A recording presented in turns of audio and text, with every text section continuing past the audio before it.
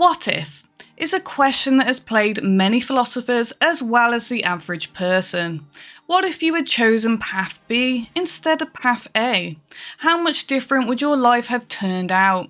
Usually this goes hand in hand with the time travel subgenre, as when someone travels back to the past and changes something, the future turns out a little bit different. But there's plenty of films where, like the series Sliders, allows characters to cross interdimensionally into a new reality to see a world that turned out different. However, before we begin, please give us a like, share and subscribe to our channel. Every new sub helps us achieve our goal and keeps us motivated to create new content with you in mind. With that being said, I am your host Sarah, and here are 10 must-see alternate reality movies. Enjoy. Number 1. Coherence. The first time I watched this movie, I admittedly had smoked a bit of weed, and so I was completely bored and lost at the beginning as it's pretty slow. A bunch of people getting together for dinner with their own dramas and love triangle bullshit is going on, while the group waits for some comet to pass overhead like one of those solar eclipse garden parties. However, I did rewatch this one and I've gotta say it's probably one of my favourite depictions of alternate realities I have ever seen. And probably, scientifically speaking, one of the most accurate depictions of what they would be like. I can't really explain what causes the rip in parallel universes, except to say that the comet is giving off some kind of radiation, or so that it is causing the barriers between realities to become thin and merge. The film also doesn't extend beyond this singular neighbourhood, so I have no idea if this is happening all over the world or just this one section of it.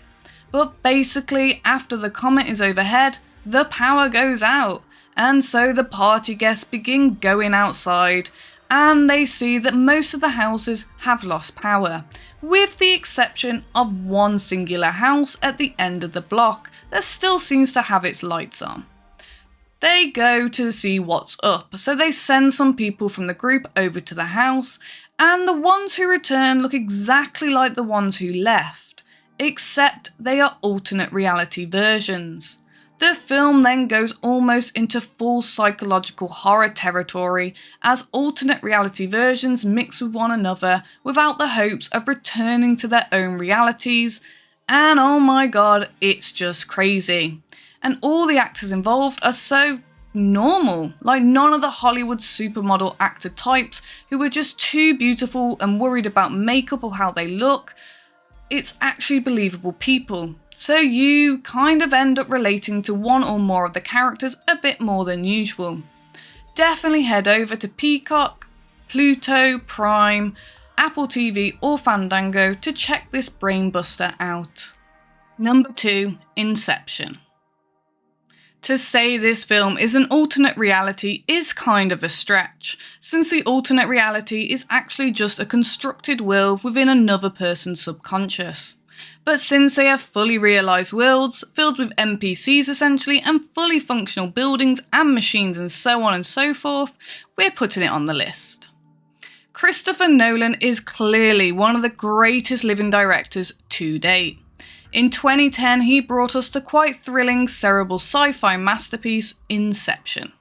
The brilliant ensemble cast that includes Ellen Page, Leonardo DiCaprio, Tom Hardy and Joseph Gordon-Levitt as their characters weave their way through a world where one can infiltrate dreams. This is a top-rate blockbuster that goes beyond the popcorn entertainment. Inception delivers to the audience an expert, philosophical and emotional 1-2 punch. The SAG Awards winning script never underestimates its audience, and the thunderous score from Hans Zimmer elevates this film even higher into the stratosphere of epic cinematic experiences. The chords in the score have become so recognisable they were at one point played when something was considered mind-blowing. Since Inception is dealing with the world of the dream, one in which people can die, the temporal dilation that occurs on each level of the dream really has a viewer on the edge of their seat, prepared to be wowed over on Amazon, Google, Apple TV, and Fandango. Number 3, The Family Man. Most of you will be familiar with A Christmas Carol by Charles Dickens. Scrooge is all about the money and gets visited by 3 ghosts where he finally realises he's a piece of shit and decides to change his ways. I wonder if a modern day interpretation of this might involve Elon Musk being visited by the ghosts. But I digress.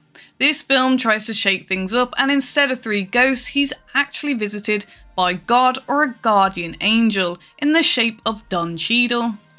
But Cage is the one who plays Jack Campbell, a high-stakes corporate lawyer always working on big deals. He's chasing that money, fancy apartments, supermodel girlfriends, the works.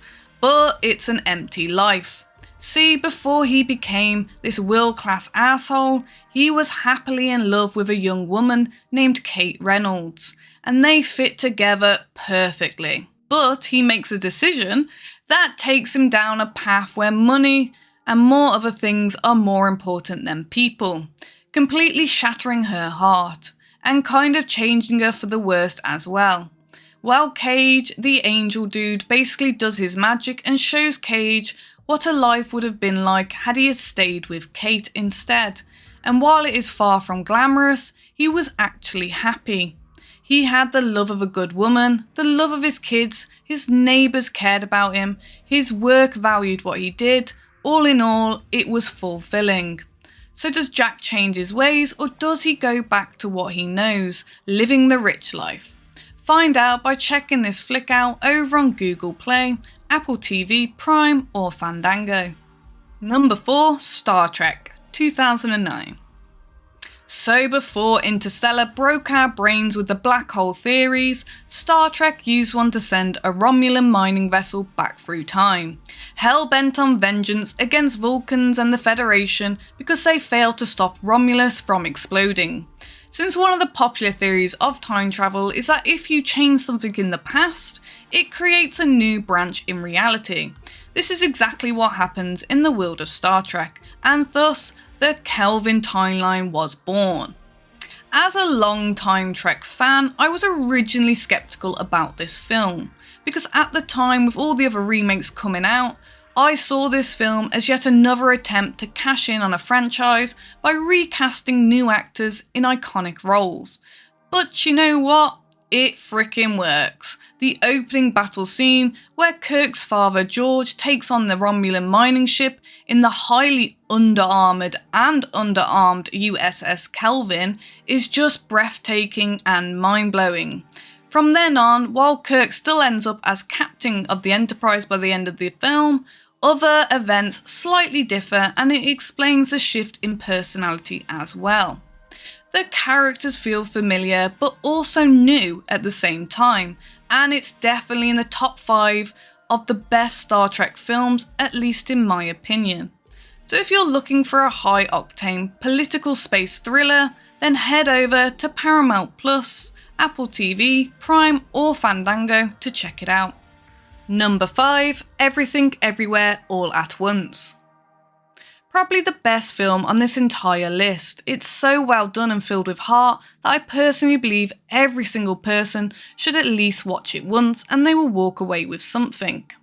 While this film heavily relates to themes featured in Taoism at its core, it's a story about life, our purpose in this universe and the relationship we build with others. The moment we spend existing are all told through the lens of a small Chinese family that immigrated to the United States. Of course, this film takes a wild turn about 1/4 of the way in, when it's revealed that Eleanor, played to perfection by Michelle Yeoh, is one of the many reality variants of herself, and she is all there is in the way of stopping the end of the multiverse. When her husband Wayman, played by the childlike wonderment and true love by Ke Huy Quan, is overtaken by his alpha-verse self and explains all this to our Eleanor. She is introduced to a world of possibilities, of all the things she could have done and could have been had she not made the certain choices in her life. This is of course a big dilemma we all often think. I wish I had done this or that in the past so I could be like this or that now. Although we tend to forget that many of the other things we cherish might not have come to pass, such as finding love, or that day you had the perfect spoonful of ice cream because you happened to get lost downtown on your way to an interview for a job that you didn't get. It's easy to get lost in these what-if scenarios, but if you truly love who you are today, then everything that happened made you that way. The good and the bad, right? Dive deep into this by checking out this amazing, mind-blowing and soul-warming film over on Prime, Sky or Apple TV. And just a quick reminder, if you are enjoying the video so far, please make sure to hit that like button and subscribe to our channel. Okay, let's get back to it. Number 6, Another Earth. I mean, the title kinda says it all, doesn't it? What would you do if suddenly a copy of Earth and everyone on it appeared right beside our lovely planet, and you were able to go to it and check out how different your life is, or life in general turned out as events played out completely the opposite as they did in your own historical timeline? Essentially, this is like the show Sliders, except it's focused on a singular alternate reality rather than the adventure of the week that show used to do, and not so dark and dreary. But just like our previous entry, it forces the audience to ask themselves, what if? And what they would do if faced with that situation.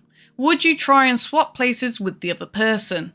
Oftentimes, this is called the grass is always greener problem, as we think if we get that one thing we're missing, we'll be happy, not realising how much we would have to give up that already makes us happy in the first place. The film does a decent job tackling these themes, while not overdoing it with the too over-the-top plot as not to leave you scratching your head in confusion. For those of you who are big MCU fans, this is kind of what's about to happen in Secret Wars, with all the incursions and whatnot. Except a more confined singular universe event. Either way, if you're looking for a more introductory film into the theories around multiversal alternate realities, then I'd recommend checking this film out over on Disney, Sky, Prime and Apple TV. Number 7, The Matrix. Another film that kind of skews the line of the definition of alternate reality. But since humans are born in pods and instantly injected into the virtual reality without knowing that our actual reality is this apocalyptic cyber nightmare, I do believe it fits in this category. I mean, imagine someone comes up to you and says, everything you know, the food you eat, the grass you touch, the smells you experience, everything is fake. Created by some giant AI construct, feeding it directly into your brain to make you think it's real, while you're actually being used as a AA battery to power up some farming equipment. Yes, a conspiracy theorist wet dream. I'm sure there are hundreds of threads on Quora that are dedicated to this. Well, sorry to burst your bubble, but it's only a movie. That being said, what a movie it is. Once Neo learns the truth, he begins to unlock his potential, like a video game character earning their first skill point, and from then on begins building himself up as a one-man karate fighting, gravity-defying badass, taking on the AI overlords in the form of the governmental agents, led by the master of malware, Agent Smith. Teaming up with the other fellow cyberpunk super hackers, he must destroy the fake reality and find a way to wake up the human race, to finally defeat the all-powerful digital god. This film broke huge ground in the areas of special effects, camera techniques, and science fiction storytelling as a whole, and deserves its place on the pantheon of all-time sci-fi greats. And if you somehow haven't seen it, I suggest you connect to the internet and prepare to download yourself into The Matrix over on Netflix, Sky, Prime and Apple TV. Number 8, Spider-Man No Way Home. Get me pictures of all the Spider-Mans. I can just feel the blood vessels moments away from bursting in Jameson's forehead when there's not just one, but 3 Spider-Men running around doing Spidey things in good old New York City. After the events of Far From Home, Spider-Man was pretty much exposed, being set up as a murderer, and he had just gotten a girlfriend, so date night disasters. Yet the cherry on top is not only is his Aunt May getting the shit end of the stick, but so are his closest friends, Ned and MJ, just for knowing him, getting blacklisted from college and becoming social pariahs themselves. So, what does good old Spidey do? He asks the wizard for help, of course. Enter Doctor Strange. And I swear part of him must have been drunk on some magic brandy, and the other part of him was still annoyed that Wong became the Sorcerer Supreme because Strange makes a truly dumb decision here by starting to cast a spell and screwing it up in the process. Instead of, just getting all the details from Peter first and what he's trying to accomplish. This results in a huge tear in the multiverse, and suddenly we're getting villains from the previous Spider-Man films popping up all over New York, not to mention Tobey and Garfield's iterations of the character. The film might be a little sloppy with its continuity of suspension of disbelief, but that doesn't make it any less enjoyable Spider-Man adventure all the way through. If you're looking for a good place to start with the newer MCU films before Secret Wars release, then I'd definitely start here. So check it out by heading over to Sky, Apple TV and Prime. Number 9, Last Action Hero. I just had to put this film on here. I am a huge Arnold Schwarzenegger fan, and sadly people often gloss over this film, not just as a great action comedy piece, but also as one of the more genius meta films that parody the entire action comedy genre. The idea behind films being meta isn't anything new. They were already doing it as early as the 40s, spoofing genre films that came before or even applying modern social constructs to things like Shakespeare plays to offer a kind of commentary about society at the time. But the phase meta mainly gained traction in the late 90s with the arrival of Scream, which built its entire reputation on that idea. Scream was a fantastic analysis on the tropes of trapping of modern horror at the time, especially the slasher genre, and yet it also delivered a pretty compelling story using some of those same tropes. And so does The Last Action Hero, which basically parodies the action comedy genre, but also delivers a pretty great action comedy Arnold Schwarzenegger thriller to boot. If you're unfamiliar with this film, basically the kid is a huge fan of Arnold, and while at his favourite local theatre, he acquires a special golden ticket that once he uses it, allows him to travel into the world of action films. From then on, he goes on the action-packed adventure alongside the mountain of muscle himself, Arnie, taking on the curious criminal with a set of fake eyeballs. Hop in and hold on for an unforgettable ride over on Apple TV, Sky Store, Prime, or Now TV. Number 10, Pleasantville. How many of you have played Fallout 3 and completed the mission Tranquility Lane? Or seen an episode of Leave It to Beaver? That's basically what comes to mind whenever I rewatch this absolutely sarcastically hilarious comedy that rips into common social commentary of the good old days. You know that phrase people like to throw around because they put on their nostalgia glasses and think everything in the 40s, 50s and 60s was rosy and safe, forgetting the horrible racism, injustice, sexism and so forth was running rampant through American society. Unfortunately, as much progress as we have made in civil rights, our current administration seems adamant about dismantling all of that, and so it's once again time for a rebellion. And what's a better way to kick off that than some Pleasantville, returning some much needed colour to a very black and white, extremely censored world. Basically, David is a huge fan of the show Pleasantville, and is trying to win some contest when suddenly him and his sister Jennifer begin fighting over the remote and get sucked into the TV show itself. They're now stuck in the 1950s reality. Their more modern sensibilities begin to transform the world, and it's almost treated like a disease, kind of like how extreme right conservatives refer to people who are woke. Anyways, the illusion of the perfect life is finally broken, and the characters learn that progress isn't bad, that change can lead to so many more doors opening for people of all different backgrounds, and we should stop getting in the way of that. If you feel the need for revolution, make sure to add this one to your list by checking it out over on Google Play, Apple TV, Prime or Fandango. Thank you for checking out the video. Did we leave any films off the list? Please let us know in the comments below. If you enjoyed the video, please like, share and subscribe to the channel. And don't forget to tap that bell icon to stay up to date with all our latest releases. You can reach out to us on Twitter, also known as X, at StudioFat, or chat with us on Discord, which will be linked below. Make sure to check out our very own merch store located at fatninja.shop. All proceeds go towards our next film projects, so we'll greatly appreciate any help from you.